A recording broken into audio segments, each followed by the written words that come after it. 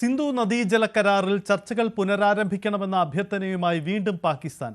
ജലശക്തി മന്ത്രാലയത്തിനു പാകിസ്ഥാൻ കത്തയച്ചു. ചർച്ചകൾക്ക് ഇല്ലെന്നും കരാർ മരവിപ്പിച്ച നടപടി തുടരുമെന്നുമാണ് ഇന്ത്യയുടെ നിലപാട്.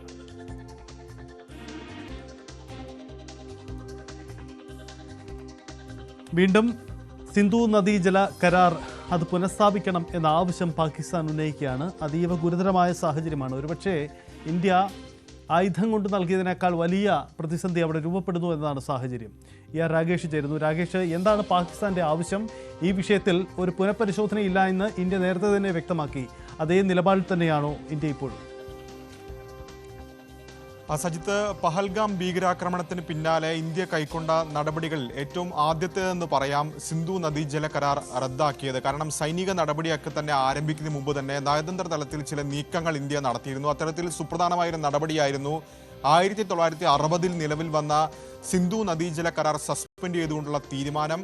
ഏതായാലും അത് പാകിസ്ഥാനെ വലിയ രീതിയിൽ ബാധിച്ചിട്ടുണ്ട്. പ്രത്യേകിച്ച് കുടിവെള്ളം, കാർഷിക ആവശ്യം, ഇതിനൊക്കെ തന്നെ വലിയ രീതിയിൽ ബാധിച്ചിട്ടുണ്ട്. അതാണ് പാകിസ്ഥാൻ ഇപ്പോൾ തുടരെ ഇന്ത്യക്ക് കത്തെഴുതുന്നതിലൂടെ വ്യക്തമാകുന്നത്. ഇപ്പോൾ ഓപ്പറേഷൻ സിന്ദൂറിന് ശേഷം തന്നെ 3 തവണ പാകിസ്ഥാൻ ഇന്ത്യക്ക് കത്തെഴുതിയിരിക്കുകയാണ്. ഏറ്റവും ഒടുവിൽ കഴിഞ്ഞ ദിവസവും ഇന്ത്യക്ക് കത്തെഴുതി, ജലശക്തി മന്ത്രാലയത്തിന് കത്തെഴുതി. ആ കത്തിൽ പറയുന്ന പ്രധാനപ്പെട്ട കാര്യം ഒന്ന്, സിന്ധു നദീജല കരാറുമായി ബന്ധപ്പെട്ടുകൊണ്ട് ഇന്ത്യ ഉന്നയിച്ച ആവശ്യങ്ങളിൽ ചർച്ചയ്ക്ക് തയ്യാറാണ് എന്നാണ് ഇപ്പോൾ പാകിസ്ഥാൻ അറിയിച്ചിരിക്കുന്നത്. കാരണം 2023 ജനുവരിയിലും 2024 സെപ്റ്റംബറിലും ഇന്ത്യ ചില ആവശ്യങ്ങൾ സിന്ധു നദീജല കരാറുമായി ബന്ധപ്പെട്ടുകൊണ്ട് മുന്നോട്ട് വെച്ചിരുന്നു. അതായത് ഇതിൽ മോഡിഫിക്കേഷൻ വേണം തുടങ്ങിയ ആവശ്യങ്ങളായിരുന്നു ഇന്ത്യ പ്രധാനമായും ചൂണ്ടിക്കാണിച്ചിരുന്നത്.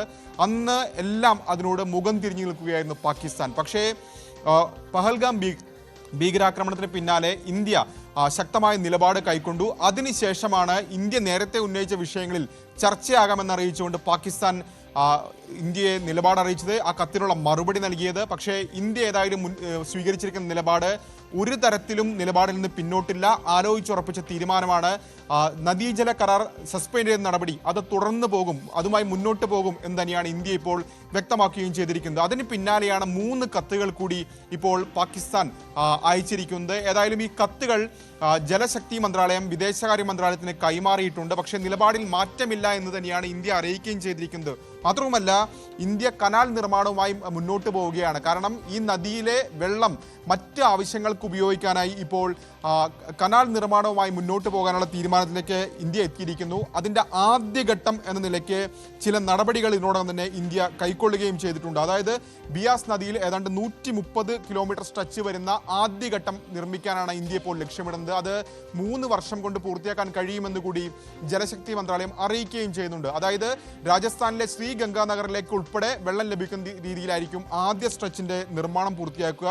ഒപ്പം 70 കിലോമീറ്റർ നീളത്തിലുള്ളതാണ് രണ്ടാമത്തെ സ്ട്രെച്ച്. അത് പഞ്ചാബിലും ഹരിയാനയിലും ഡൽഹിക്ക് അടക്കം അതിന്റെ ഗുണം ലഭിക്കും, ആ കനാലിന്റെ ഗുണം ലഭിക്കുമെന്നാണ് ഇപ്പോൾ സർക്കാർ വൃത്തങ്ങൾ വ്യക്തമാക്കുകയും ചെയ്തിട്ടുള്ളത്. അങ്ങനെ ഇപ്പോൾ സ്വീകരിച്ചിരിക്കുന്ന നിലപാടിൽ നിന്ന് പിന്നോട്ടില്ല എന്ന് ഇന്ത്യ ആവർത്തിക്കുകയും ചെയ്യുന്നു. പാകിസ്ഥാൻ ഇപ്പോൾ വീണ്ടും ഈ ആവശ്യം ഉന്നയിക്കാനുള്ള പ്രധാനപ്പെട്ട കാരണം റാബി വിളകളെ വലിയ രീതിയിൽ ബാധിക്കും ഇത്തരത്തിൽ വെള്ളം ലഭിച്ചില്ലെങ്കിൽ എന്നുള്ളത് കൊണ്ട് തന്നെയാണ് വീണ്ടും ഇതിൽ പുനഃപരിശോധന വേണം എന്നാവശ്യപ്പെട്ടുകൊണ്ട് രംഗത്ത് വരാൻ കാരണം. പ്രത്യേകിച്ച് ഗോതമ്പ് ഉൾപ്പെടെയുള്ളവ റാബി വിളകളാണ്. നവംബർ മുതൽ ഏപ്രിൽ വരെ നീണ്ടു നിൽക്കുന്ന കാലയളവാണിത്. അപ്പോൾ അവരുടെ കാർഷിക ആവശ്യത്തിനൊക്കെ തന്നെ ഈ വെള്ളം അനിവാര്യമാണ്. അത് കിട്ടാതെ വരുമ്പോൾ വലിയ തോതിലുള്ള കാർഷിക വിളകളൊക്കെ തന്നെ നശിക്കാൻ സാധ്യതയുണ്ട്. ഈ ഒരു സാഹചര്യം കൂടി കണക്കിലെടുത്തുകൊണ്ടാണ് ഇപ്പോൾ പാകിസ്ഥാൻ ഇത്തരമൊരു അഭ്യർത്ഥന ആവർത്തിച്ചുകൊണ്ടിരിക്കുന്നത്. സജിത്ത്, എന്തായാലും ഒപ്പം രാകേഷ്, ഇന്ന് ഈ ഇന്ത്യയുടെ ഓപ്പറേഷൻ സിന്ദൂറിൻ്റെ 1 മാസം പൂർത്തിയാവുന്ന ദിവസം കൂടിയാണ്. ഇന്ത്യ നടത്തുന്ന നയതന്ത്ര നീക്കം വളരെ പ്രധാനപ്പെട്ടതാണല്ലോ. ഇന്ത്യൻ സംഘങ്ങൾ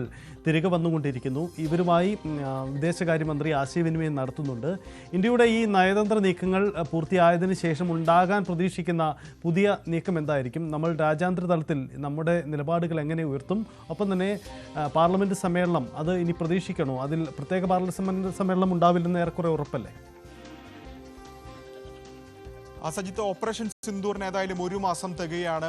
പ്രത്യേകിച്ച് ഇന്ത്യയുടെ സൈനിക തലത്തിൽ അല്ലെങ്കിൽ ഇന്ത്യ സ്ട്രാറ്റജി മാറ്റിയ ഓപ്പറേഷൻ കൂടിയായിരുന്നു ഓപ്പറേഷൻ സിന്ദൂർ. കാരണം മുൻകാലങ്ങളിലൊക്കെ തന്നെ ഇന്ത്യ പാക് അധീന കശ്മീരാണ് ലക്ഷ്യം വെച്ചിരുന്നെങ്കിൽ അതിർത്തി കടക്കാതെ തന്നെ പാകിസ്ഥാനിലെ ഭീകരതാവളങ്ങളും ഇന്ത്യ ആക്രമിച്ചു. പ്രത്യേകിച്ച് സിന്ധ് പ്രവിശ്യയിലെയും പഞ്ചാബിലെയും ഒക്കെ തന്നെ ഭീകരതാവളങ്ങൾ ആക്രമിക്കുന്ന തലത്തിലേക്ക് ഇന്ത്യ കടക്കുകയും ചെയ്തിരുന്നു. പിന്നീട് ഒരു പാകിസ്ഥാൻ അതിന് പകരമായി ഇന്ത്യയുടെ വ്യോമസേനാ താവളങ്ങൾ ലക്ഷ്യമിട്ട് വരികയും അത് യുദ്ധസമാന സാഹചര്യത്തിലേക്ക് നീങ്ങുന്നതൊക്കെ തന്നെ കണ്ടു. ഏതായാലും വലിയ ആധിപത്യം, മേധാവിത്യം ഇന്ത്യക്ക് നേടാൻ സാധിച്ചു. പ്രത്യേകിച്ച് പാകിസ്ഥാന്റെ സൈനിക താവളങ്ങളെല്ലാം തന്നെ തകർക്കുന്ന നിലയിലേക്ക് ഇന്ത്യ കടക്കുകയും ചെയ്തു. ഏതായാലും അതിനുശേഷം മറ്റ് ചില നടപടികളിലേക്ക് കൂടി ഇന്ത്യ കടന്നിരിക്കുന്നു. അതാണ് 7 സംഘങ്ങളായുള്ള ദൗത്യം ഇന്ത്യ ഇപ്പോൾ നിറവേറ്റിയിരിക്കുകയാണ്. എല്ലാ സംഘങ്ങളും ഇപ്പോൾ മടങ്ങിയെത്തുകയും ചെയ്തിരിക്കുന്നു. ഏതാണ്ട് ആ ദൗത്യം പൂർത്തീകരിക്കുകയാണ്. ഏതായാലും കൂടുതൽ രാജ്യങ്ങളുടെ പിന്തുണ രാജ്യാന്തര തലത്തിൽ തന്നെ നേടാൻ ഇന്ത്യക്ക് സാധിച്ചിട്ടുണ്ട്. കാരണം 7 സംഘങ്ങൾ വിവിധ മേഖലകളിലെ രാജ്യങ്ങളാണ് സന്ദർശിച്ചത്. അവിടെയൊക്കെ തന്നെ എന്തുകൊണ്ട് ഓപ്പറേഷൻ സിന്ദൂറിലേക്ക് കടക്കാൻ ഇന്ത്യ നിർബന്ധിതരായി, മാത്രവുമല്ല പാകിസ്ഥാൻ എങ്ങനെ ആഗോള ഭീകരതയുടെ ഹബ്ബായി മാറുന്നു തുടങ്ങിയ കാര്യങ്ങളൊക്കെ തന്നെ വിശദീകരിക്കാൻ ഇന്ത്യക്ക് സാധിക്കുകയും ചെയ്തു. അങ്ങനെ രാജ്യാന്തര തലത്തിൽ തന്നെ ഒരു പിന്തുണ നേടാൻ ഇന്ത്യക്ക് സാധിച്ചിട്ടുണ്ട്.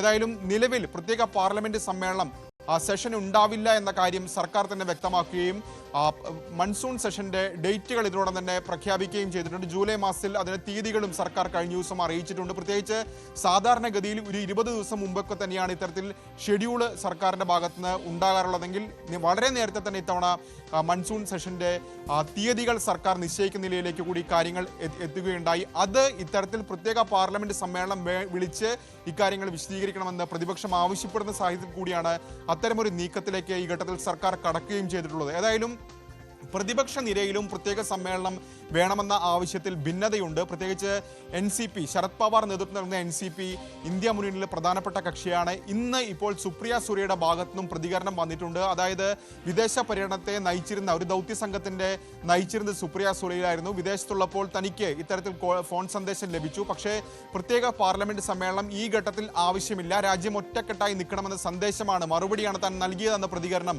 സുപ്രിയ സുരയുടെ ഭാഗത്തു നിന്നും ഈ ഘട്ടത്തിൽ ഇപ്പോൾ ഉണ്ടാവുകയും ചെയ്തിട്ടുണ്ട്. സജിത്ത്, യെസ്, അതാണ് സാഹചര്യം. എന്തായാലും ഓപ്പറേഷൻ സിന്ദൂർ ഒരു മാസം പിന്നിടുമ്പോൾ ഇന്ത്യ നടത്തുന്ന നയതന്ത്ര നീക്കങ്ങൾ കൂടി സുപ്രധാനമാണ്. ആ നയതന്ത്ര നീക്കങ്ങൾ അതിൻ്റെ അവസാന ഘട്ടങ്ങളിലേക്ക് കടക്കുകയാണ്. പാകിസ്ഥാനിലെ